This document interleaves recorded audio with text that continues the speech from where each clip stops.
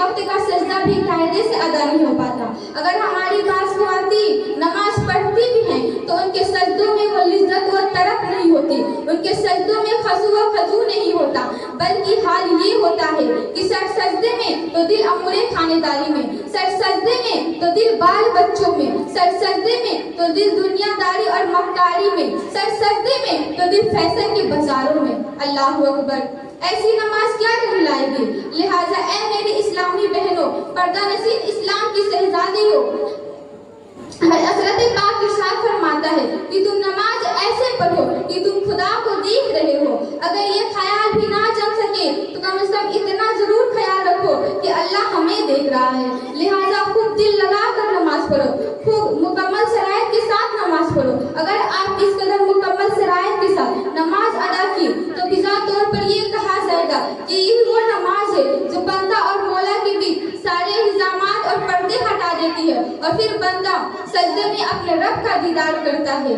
किसी ने क्या खूब कहा है कहने वालों ने, नमाज में मौला से मिलता है बंदा, नमाज में मौला से मिलता है बंदा, नमाज में उठ जाता है जुदाई का पर्दा, नमाज में मौला और बंदे में रहता नहीं हिजाब, बेपर्दा है तजली मौला नमाज में।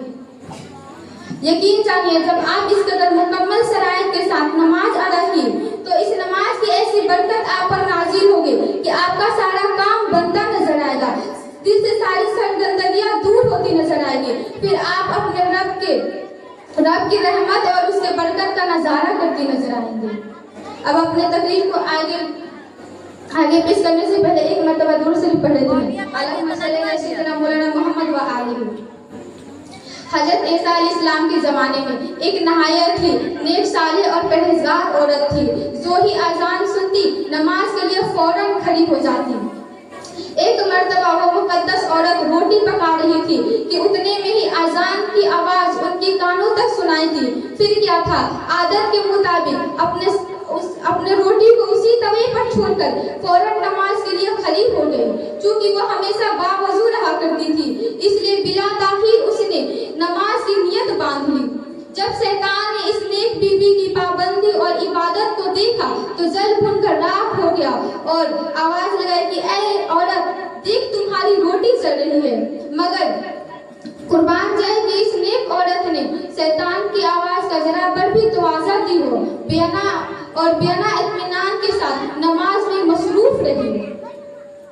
जब शैतान ने ये देखा कि उसका कोई काम कारीगर नहीं कर रहा है तो उसने उस नेक बीबी के नन्हे मुन्ने बच्चे को जो वहीं पर खेल रहा था उसे उठाकर आग में फेंक दिया। जो ही शैतान ने बच्चे को आग में फेंका तो अल्लाह की रहमत मचल गई और मशैयत ने आवाज दी कि ऐ यार सुन ले, खबरदार खबरदार जो तूने इस नेक बीबी के बच्चे को जरा भर भी जलाया।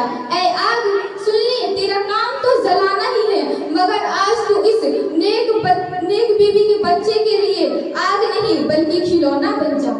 चुनांचे वो बच्चा अंगारों से ऐसे खेलता रहा जैसे कोई खिलौना से खेलता हो।